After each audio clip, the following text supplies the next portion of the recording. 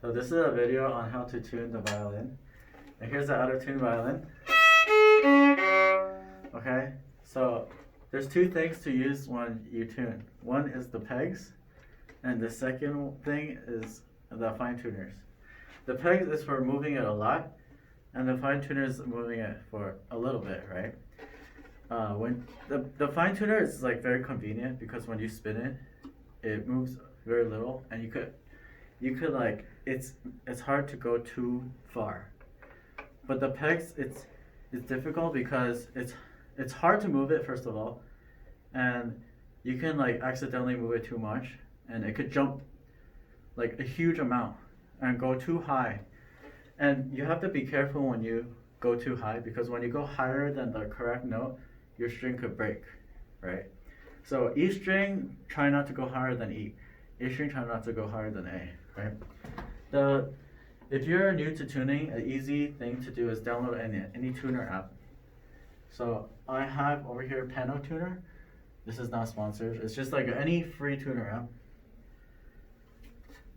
And it tells me if I'm in tune. So if I'm trying to tune an E string, right? I could tell from this that E is too low. So it's kind of far away. So I have to use the peg, unfortunately, right? If my fine tuner is screwed all the way in, it's a good opportunity to reset it. So I can unscrew it until it feels very loose. Because usually when you just need to adjust your violin tuning a little bit, you just need to turn the fine tuner in clockwise, screw it in a little bit, and you get up to the right note again. Because over time the violin just goes slightly lower, right? So now it's so far away. I'm forced to use the peg.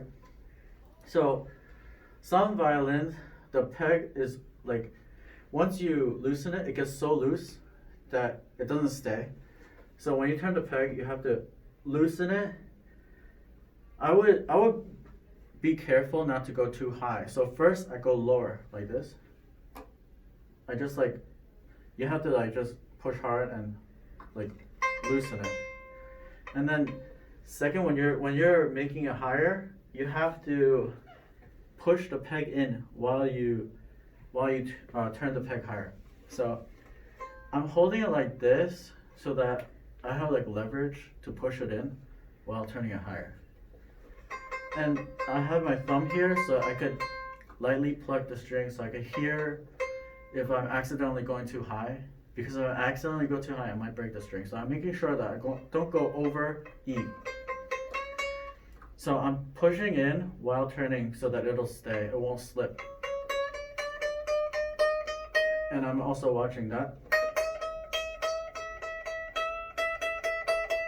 It looks like about it, right? So when I'm really close, I could go to my bow. And I notice I'm slightly too high, so now I could just turn this loose or unscrew it a little bit. And that's it. Now, I think like if you're like a soloist, you generally want it to be very slightly higher than the middle, because it makes you sound a little bit sweeter. But generally, middle's fine. A little bit higher has another advantage, is that your string gets looser over time. So let's say like a day passed, it got a tiny bit looser, it could still be in tune. So I'm just gonna do it for all the other strings.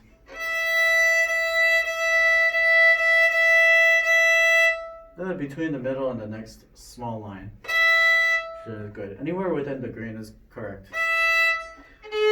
And it's so low, right? Here's another opportunity to reset the fine tuner for convenience. So same thing. I'm gonna push the peg in while turning up. But if it's stuck really tightly, you want to be careful and push and loosen it first before you go up higher. So I'm going to go down first, and then I'm going to go up again. Using quite a bit of strength, because it takes strength, but control it so it doesn't go too far. Oh, that's about it. A little little bit too high, so loosen the fine tuner. So sometimes if you tune one string, it affects the other string. So you always have to go back and check the other string. You can see in this case, the E string went down a little bit because I tuned the E string. Unfortunate, but that's how it works sometimes.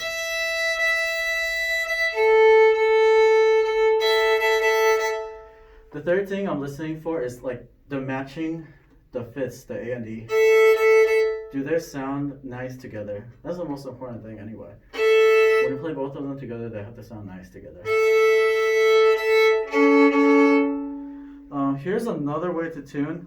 It doesn't work as well on the E string because it's a weird angle. But the A, D, and G can be tuned like easily like this. You get leverage by putting your fingers on this side. And then you could just, if you have a decently strong grip, you don't have to be too strong, but you can turn it while you push the pick in with just one hand. And if you do that, you can bow easily while you tune. So again, I'm gonna go low first, and then go all the way up to the D. Be careful not to go too high. It's a little bit too high. Now I'm gonna loosen the fine tuner.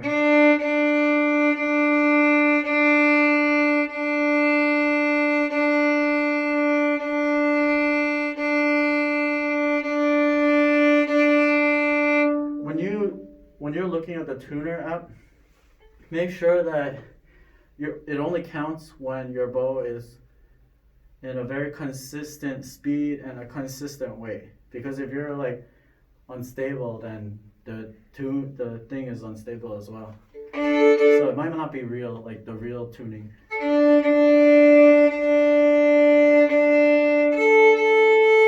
And of course the other string got affected when I tuned one string, so you have to go back, fix it a little bit, and then check if they sound nice together, the fifths.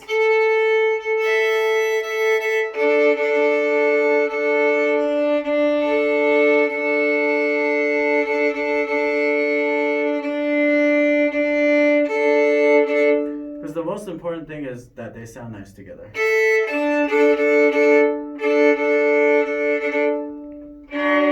G, last one, lower and then higher.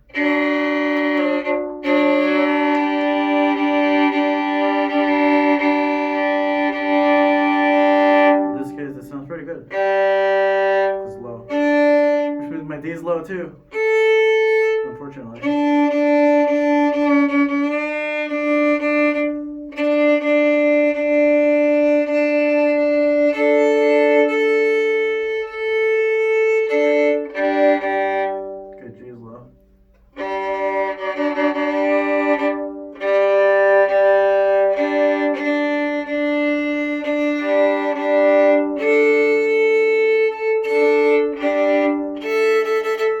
Everything is good.